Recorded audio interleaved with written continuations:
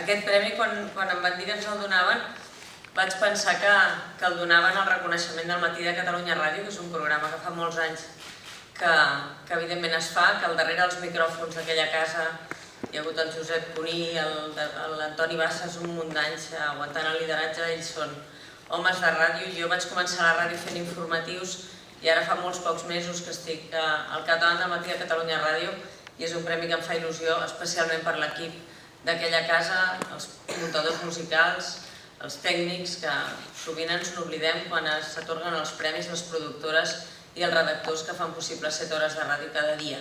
I jo tinc tot per aprendre a la ràdio. Aquest matí entrevistava Luis del Olmo i em feia fins i tot vergonya fer l'entrevista perquè pensava, deu estar pensant que ho estic fent tot fatal. Aquest premi ens esperona a tots a tornar a recuperar el lideratge de Catalunya Ràdio davant dels Oscars, que ara rebran un altre premi i estem batallant contra ells a la ràdio. Estic encantada perquè són alumnes meus de la Pompeu i sempre m'ha fet il·lusió quan coincidim.